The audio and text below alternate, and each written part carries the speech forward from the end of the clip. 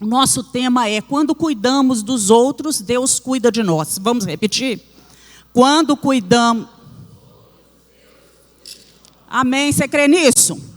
Deus cuida de nós. Enquanto nós estamos abençoando as pessoas, Deus nos abençoa. Abençoarei aqueles que te abençoarem. Então, quando você abençoa, você é abençoado. E nós vamos falar da vida de duas mulheres, Sifrá e Puá. Talvez você já tenha lido isso passado. Elas são citadas na Bíblia, né, nesse texto de Êxodo. Gostaria que você abrisse sua Bíblia em Êxodo capítulo 1 e mantivesse a sua Bíblia aí, porque nós vamos estar compartilhando aí do capítulo 1 em diante. Mas nós vamos ler aí o versículo 17, que diz o seguinte, no versículo 17: as parteiras, porém, temeram a Deus, e não fizeram como o rei do Egito lhes dissera, antes conservaram os meninos com vida. As parteiras temeram a Deus, e não fizeram como o rei do Egito lhes dissera, antes conservaram os meninos com vida. Antes de darmos prosseguimento, nós vamos nos situar na história, para ver em que época aconteceu isso.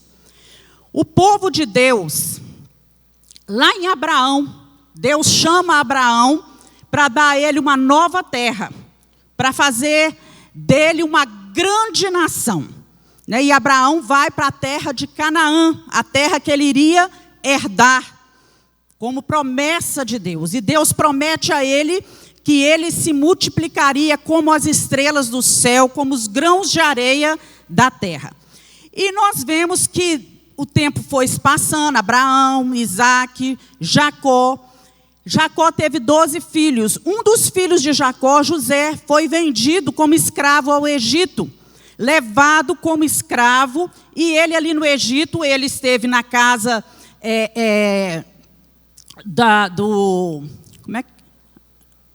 de Potifar, isso aí, obrigado. Na casa de Potifar, depois foi enviado para a prisão. E quando ele sai da prisão, ele vai, tem um encontro com o rei, e aí, resumindo, ele se torna, por revelar os sonhos, ele se torna o governador do Egito. Quando ele se torna governador do Egito, a terra de Canaã está sofrendo um período de fome.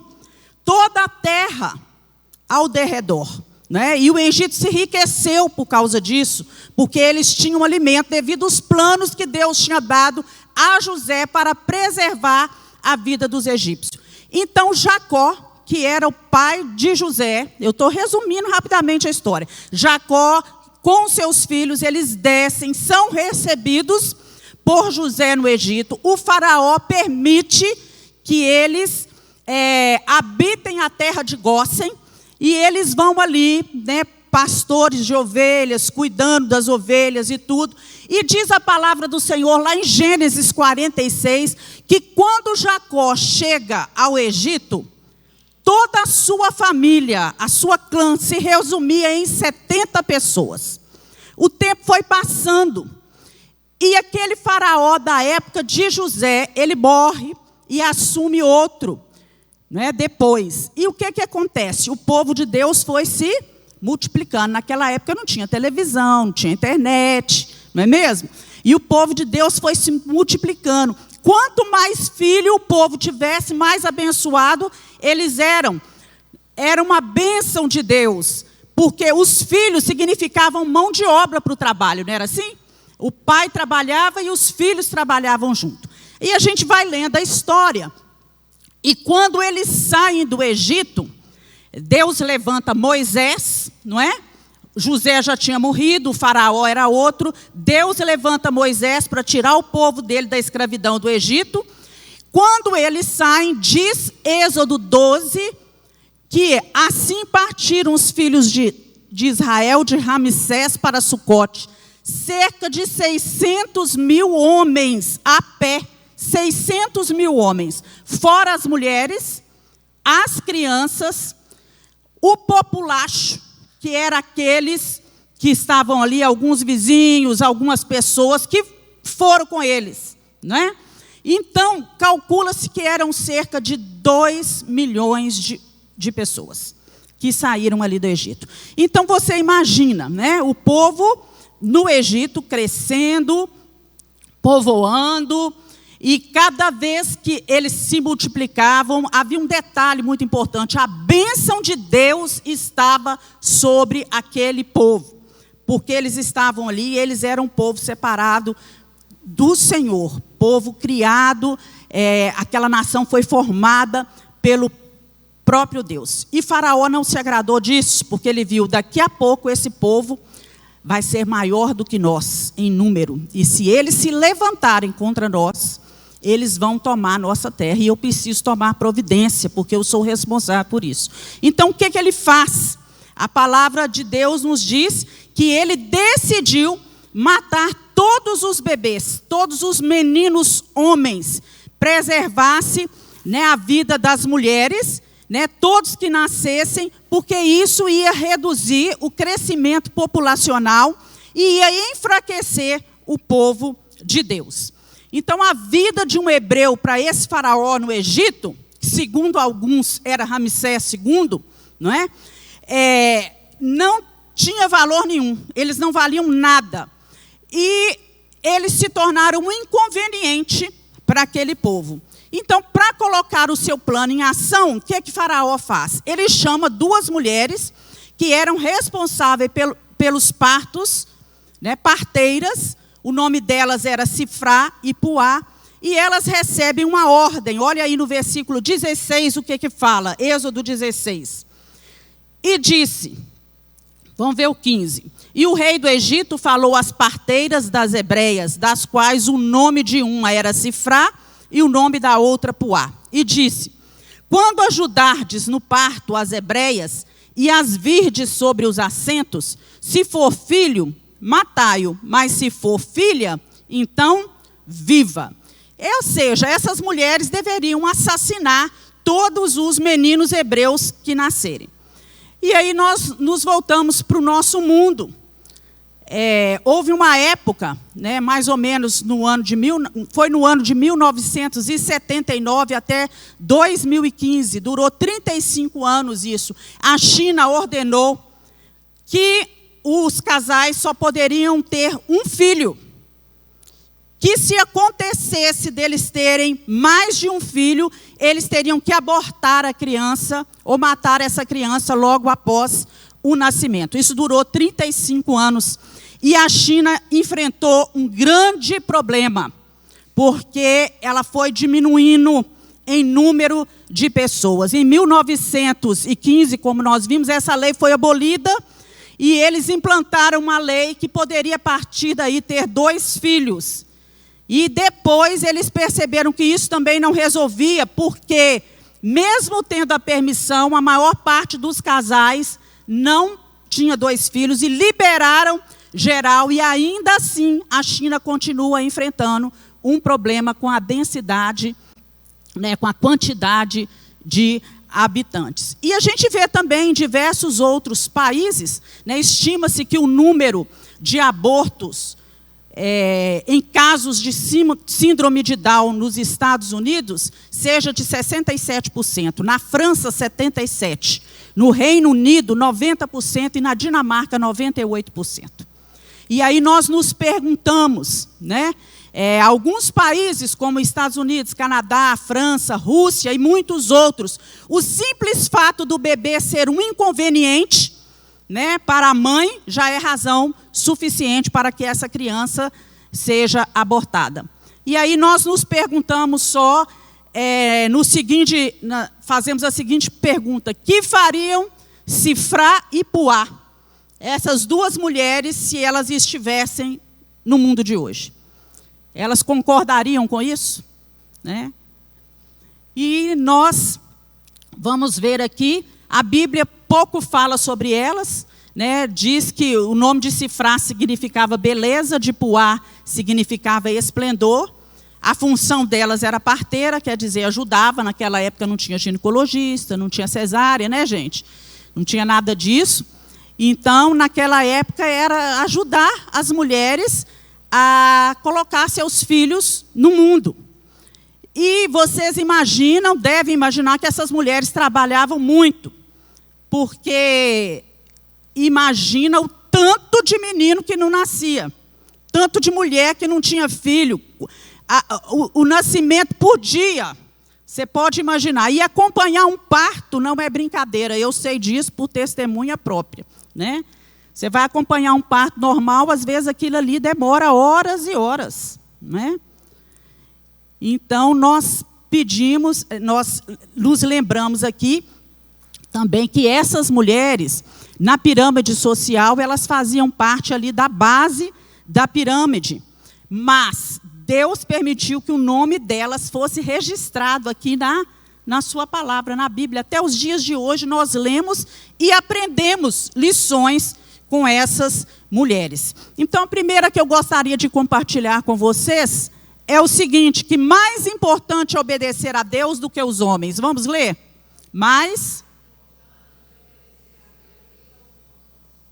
Amém. É mais importante obedecer a Deus do que os homens. Sabendo da grande multiplicação, Faraó convoca essas duas mulheres e fala com elas. Nós lemos aqui no versículo 16 e no 17. Mas o 17 diz que, por temerem a Deus, essas mulheres não obedeceram às ordens de Faraó. Nós vivemos em um mundo hoje em que temos mercadores do Evangelho, muitas pessoas, falsos profetas, e nós precisamos ficar atentos ao que essas pessoas dizem e pregam. É necessário que a gente conheça a palavra de Deus, a vontade de Deus. Se algum líder religioso se levanta e pede a nós qualquer tipo de atitude que venha a atentar contra a vida do outro, nós devemos desobedecer. Nós temos que ter por base a palavra de Deus. O nosso Deus, o Deus a quem servimos, ele tem um mandamento principal: amarás o Senhor teu Deus de todo o teu coração e amarás o teu próximo como a ti mesmo. Lá em Marcos capítulo 12 fala isso: amarás o teu próximo como a ti mesmo. Não há outro mandamento maior do que este: amar o próximo. E quando nós amamos o próximo, nós, consequentemente, amamos a Deus, e isso, o amor, ele pressupõe cuidado. Então, quem ama não mata, quem ama não maltrata, quem ama não machuca, não viola, mas quem ama cuida, quem ama alimenta, quem ama protege, aquece, aceita e acolhe. Assim deve ser o nosso amor. Um amor que cuida, um amor que acolhe, que aceita, que alimenta, que aquece. Assim nós fazemos dentro da nossa casa. Como pais, é assim que cuidamos dos nossos filhos, porque os amamos, mas temos que amar os de fora também com esse amor. E Sifrá e Puá pareciam saber disso, porque elas cuidaram das mães hebreias e dos seus filhos recém-nascidos. Porque no íntimo, elas tinham plena certeza de que, embora aquele homem fosse o Faraó, e elas lhe devessem obediência, ele não era Deus. E tampouco a ordem que ele dava provinha de Deus. Elas poderiam ter obedecido Faraó e culpado Faraó pela morte daquelas crianças. Não é? Porque elas poderiam ter adotado a desculpa de que elas estavam apenas obedecendo uma ordem. Mas, e com isso, eu creio que a vida delas seria muito mais simples, teria evitado muitas preocupações, eu acho que muitas manobras para manter aquilo escondido, aquele ato delas. E, contudo, essas mulheres, elas temeram mais a Deus do que a Faraó.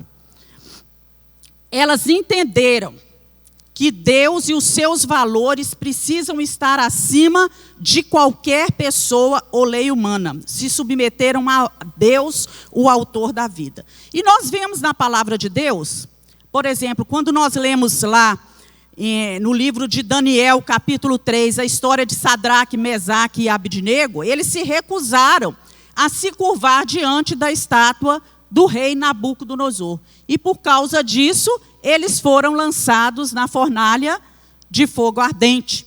Desobedeceram uma lei de uma autoridade maior, porque aquela lei ia contra uma lei que foi estabelecida por Deus na sua palavra, que é não se curvar diante de imagens, não adorar outro Deus a não ser o Senhor. Nabucodonosor se achava e se intitulava Deus, né?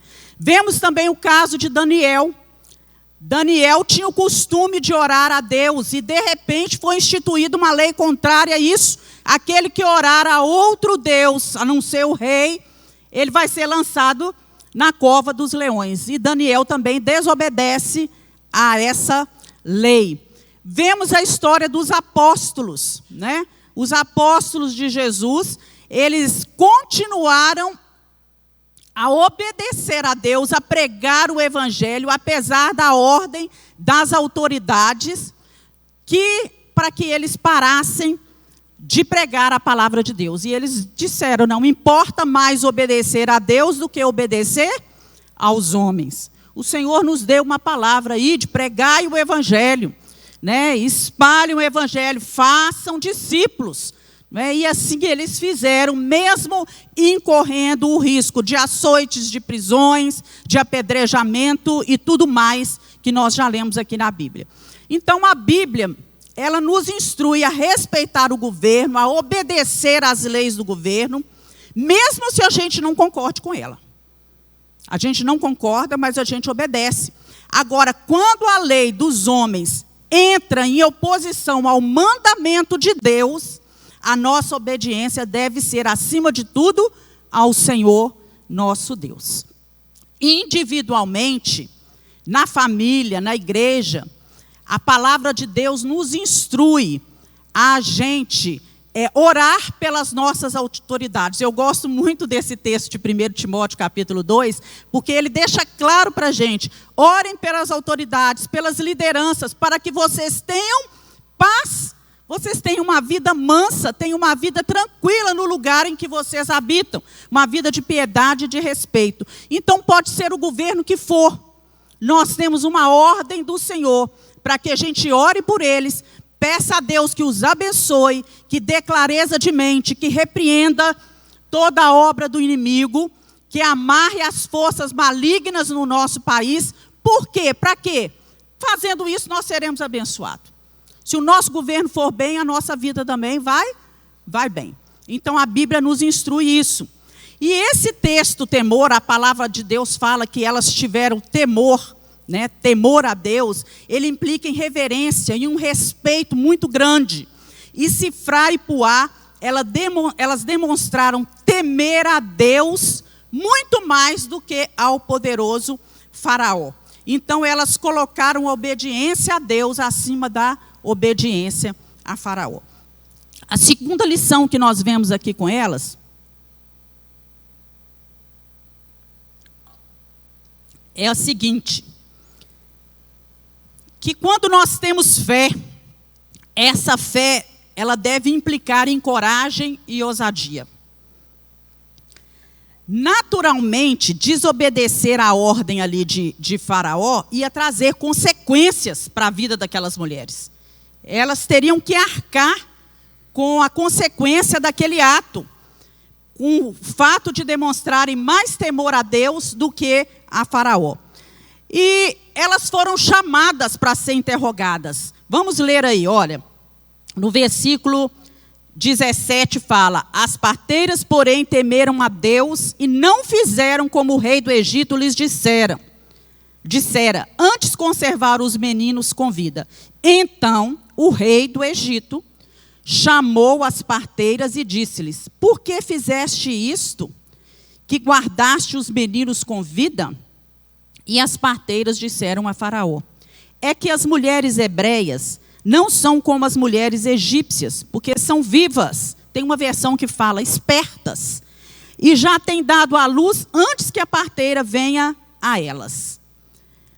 Então, meus irmãos, imagine a cena, né? Duas mulheres simples, sendo chamadas pelo próprio Faraó para ser interrogada, né, a respeito de um ato de desobediência, né? Que situação amedrontadora a gente imagina, né? E dependendo da resposta que elas dessem, elas poderiam ser mortas. E nós vemos aqui que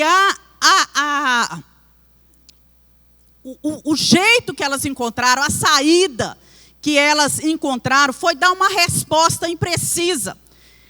Porque isso despistou Faraó. E é fato que essa resposta delas não era totalmente verdade, não é?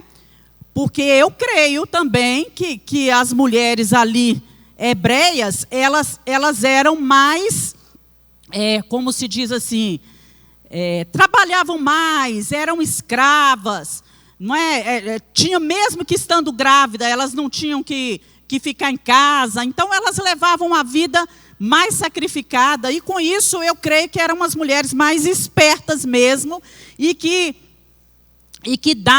conseguiam dar vida aos seus filhos, às vezes sem nem ajudas, né? Então nós vemos aí a resposta que elas deram, e elas criaram essa alternativa aí, muito sabiamente, né? E nós vemos também o caso da rainha Ester.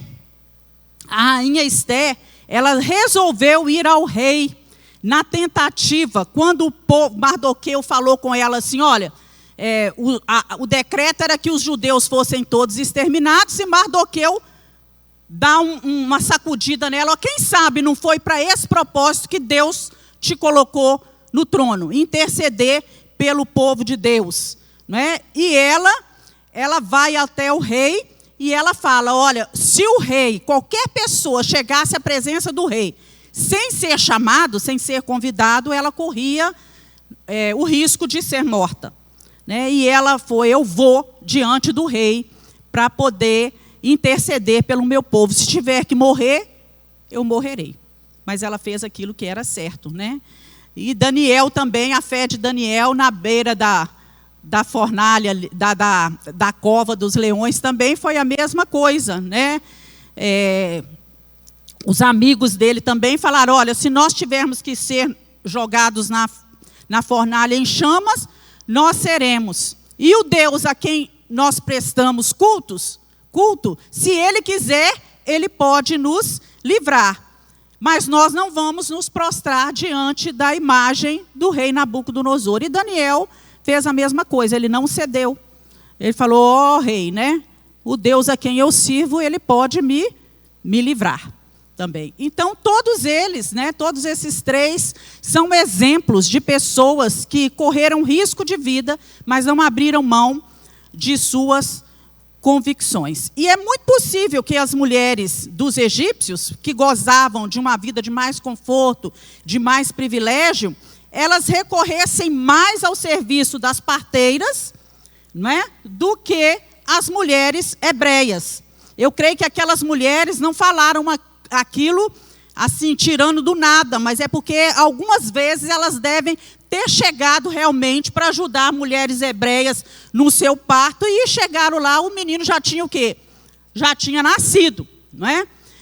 Mas, ainda que essa verdade, que essa resposta delas possa ter um ar de verdade, tanto é que Faraó aceitou, não é? Ele concordou com aquilo, né? Ele aceitou. Ela não foi totalmente verdadeira. E a gente se pergunta, mas não é pecado mentir? Né? É claro que é. A Bíblia, em vários versículos, ela nos adverte quanto a isso. E nós encontramos na palavra de Deus algumas situações que nos intrigam em relação a isso, como é o caso de Raabe. Raabe foi outra mulher que mentiu, né, aos soldados, né, aos guardas, falando que os espias não estavam escondidos na sua casa, né? E nenhum desses casos, dessas histórias, afirma que Deus aprovou a mentira.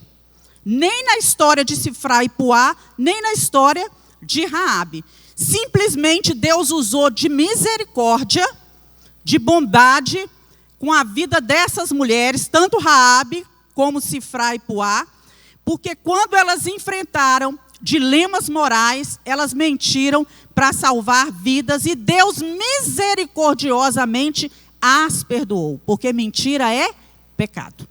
Toda mentira é pecado. Deus as perdoou e as abençoou, não por causa da mentira que elas contaram.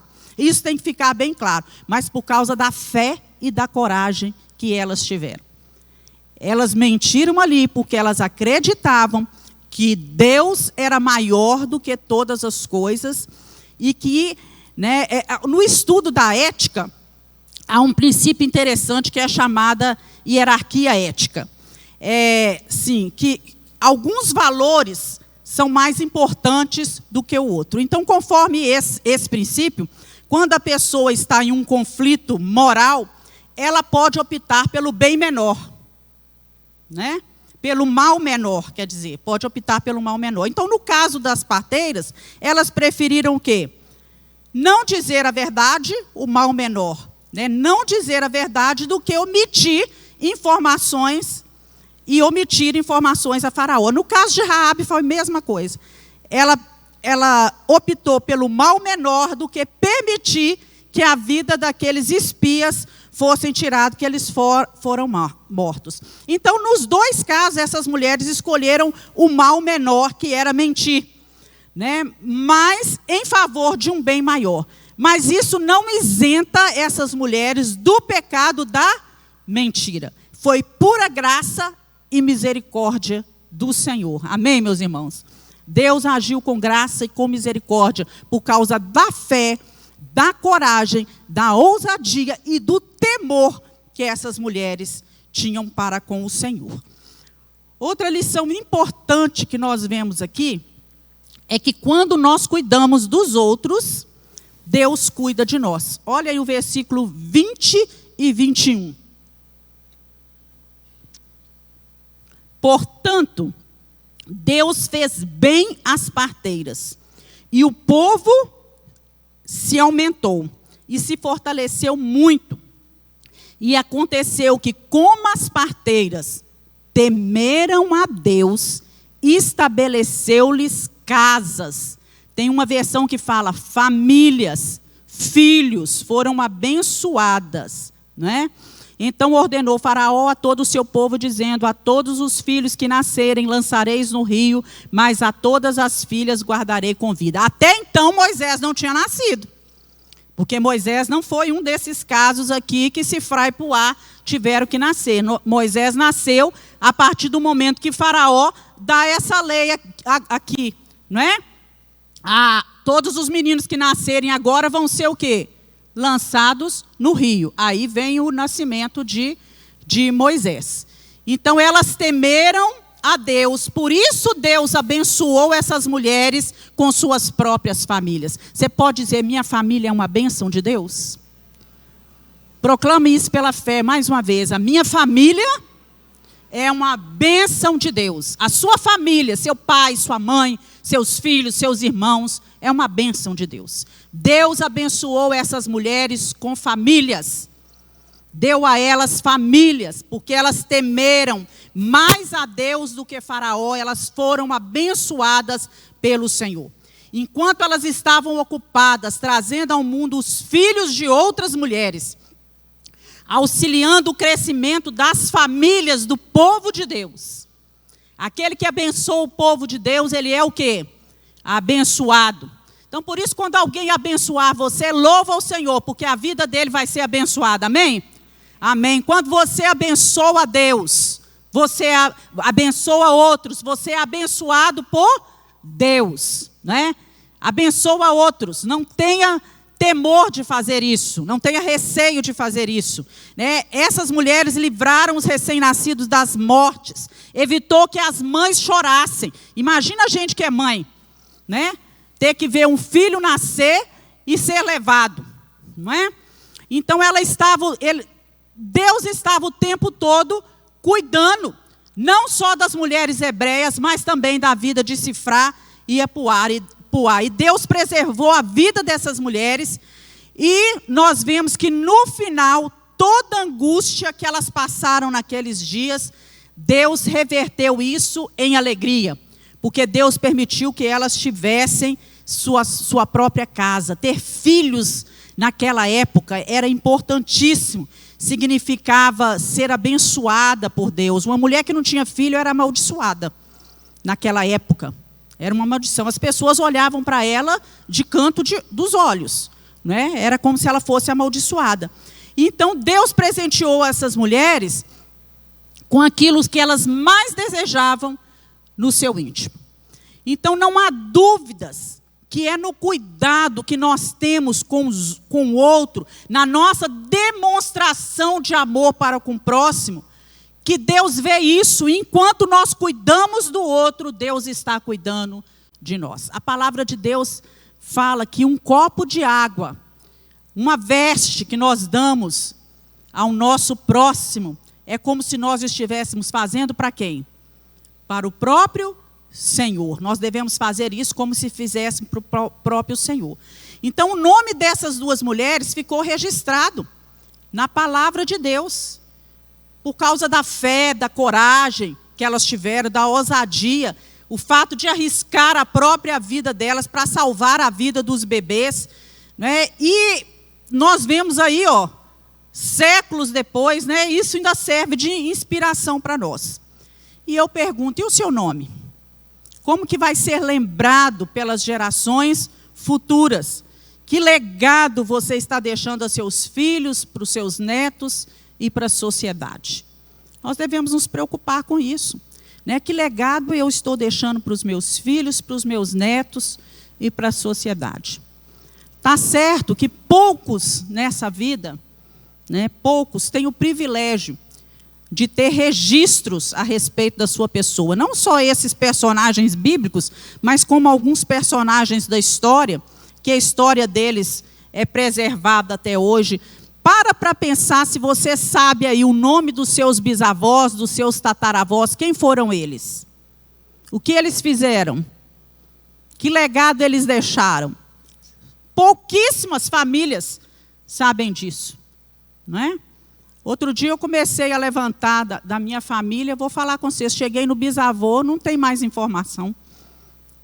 Não é? Olha só, você não tem mais informação. Poucas pessoas têm mais informações. Quem foi meu tataravô? Quem veio antes de mim? De onde eu vim? De que descendência eu sou? Não é? Os judeus se preocupam com isso. Eles têm tudo registrado. Você é dessa linhagem, você vem, né, de tal tribo, você é descendente, né? Então, meus irmãos, nós temos que preocupar em deixar marcas, um legado para aqueles que estão mais próximos, que são quem? Os nossos filhos, os nossos netos, aqueles que têm o privilégio de ter bisnetos, né? Eu fico vendo como os meus netos adoram escutar histórias da minha vida de quando eu era menina e adolescente. Quando eu conto, eles param para escutar. Você que é avô, aproveite esse menino. Ou então dos pais deles, né? Ontem eu fui ajudar a Cecília no banho, e no banheiro ela foi tomar banho no banheiro que era do Rimac Filho.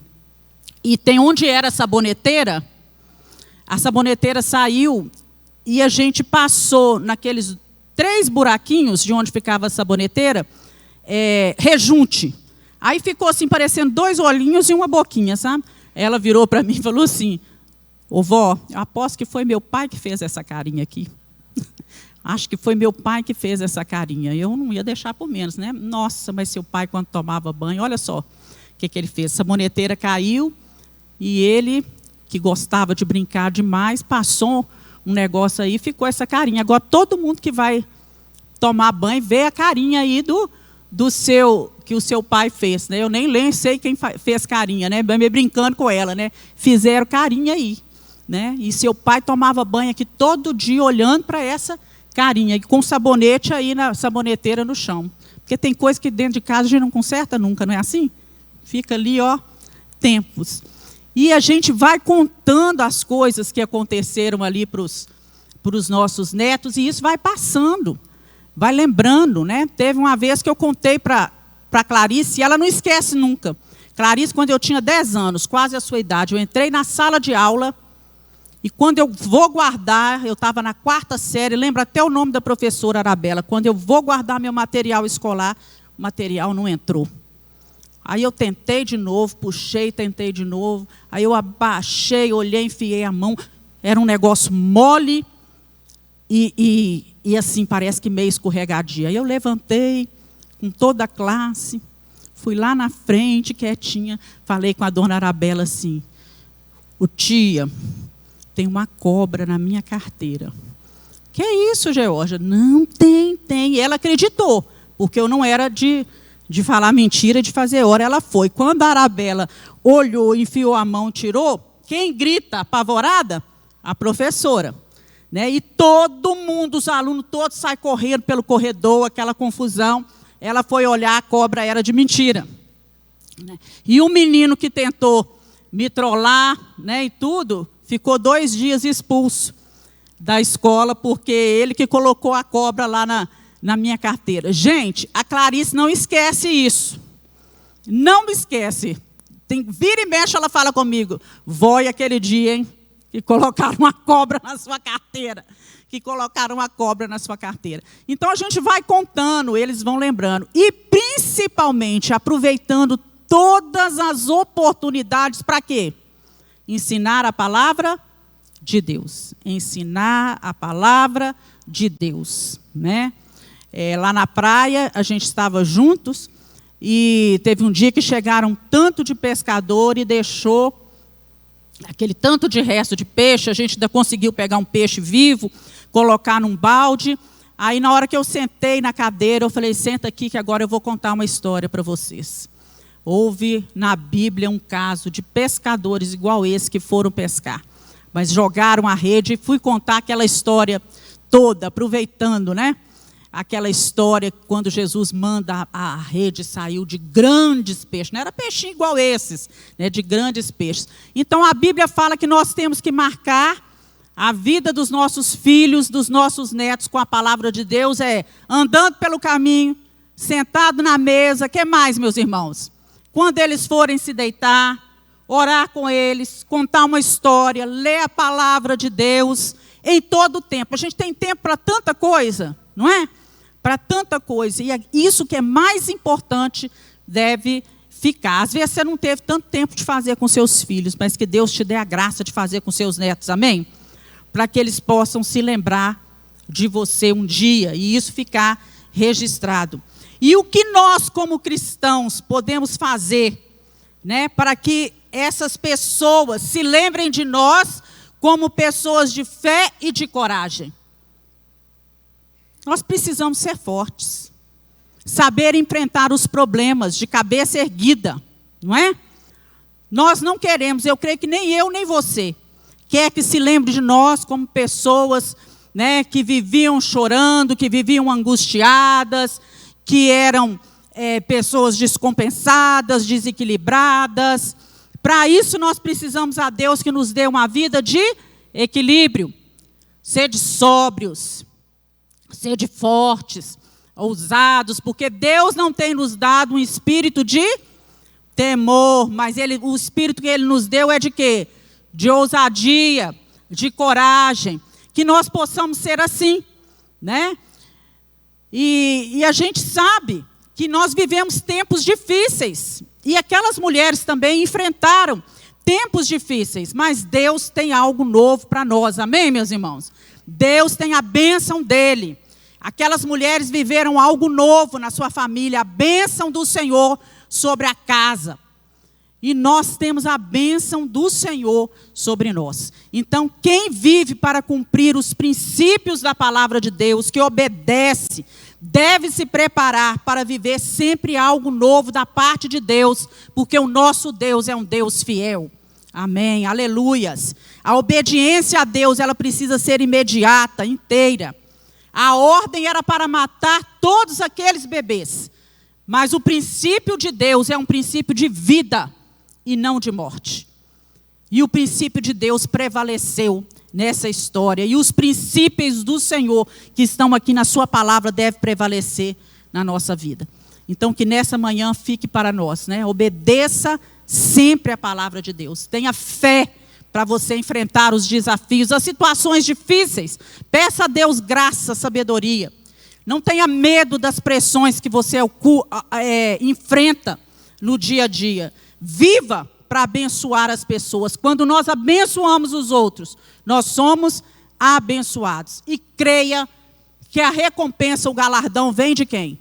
Vem do Senhor. Deus vai abençoar a sua vida. Lá em Gálatas 6, capítulo 9, diz assim: não nos cansemos de fazer o bem, pois no tempo próprio nós colheremos, se não desanimarmos. Lá em Efésios 2:10, nós somos criação de Deus, realizada em Cristo Jesus, criados para as boas obras, para ajudar as pessoas. Tiago 1:22, a religião que Deus aceita como pura e imaculada é essa: cuidar dos órfãos e das viúvas em suas dificuldades. Tiago 4:17, pensem nisso: quem sabe fazer o bem e não faz, comete pecado.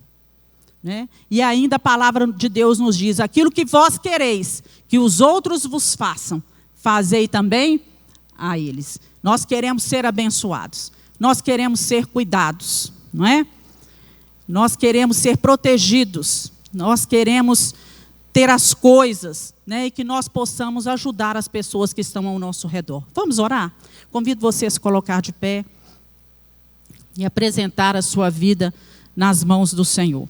Eu sei que nós não vamos viver uma situação como essa, igual Cifrá e Puá, né? De alguém dar ordem a gente de matar alguém, né? Mas muitos países vivem isso, não é?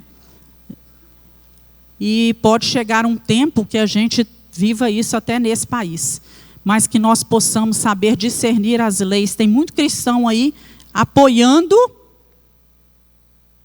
condutas que não deveriam apoiar, que estão em desacordo com a palavra do Senhor. Que você possa orar agora, nesse momento, colocar a sua vida nas mãos do Senhor. Pedir a Deus: Deus, me ajude, abre os nossos olhos espirituais, Senhor, para que a gente veja, porque às vezes os nossos olhos estão fechados, tão centrados em nós mesmos, tão centrados só na nossa casa, nos nossos desejos, na nossa provisão, no nosso sustento, que muitas vezes nós deixamos de olhar para o outro e deixamos de abençoar a vida das pessoas. Que não seja assim conosco. Dai-nos discernimento daqueles que realmente precisam da nossa ajuda, Senhor, e que possamos estender as mãos àqueles que estão ao nosso redor. Que possamos obedecer a Deus acima de todas as coisas. Que o temor ao Senhor seja um princípio na nossa vida, um princípio maior. Que a vida esteja acima de todas as coisas. Deus nos ajude, Senhor, a ter fé, ousadia, coragem, intrepidez, confiança no Senhor quando estivermos enfrentando as pressões, as dificuldades, que não possamos abrir mão dos nossos valores e dos princípios éticos, morais, dos princípios que estão registrados na Tua palavra. Isso é tão comum no dia de hoje. Às vezes a gente vê cristãos que, quando colocados em determinados lugares, mudam de postura. Meu Deus, mas nos ajude a ser íntegros, retos, irrepreensíveis, como o apóstolo Paulo e Pedro dizem na sua palavra. Senhor, nos ajuda, nos fortalece. Em nome de Jesus nós oramos. Amém.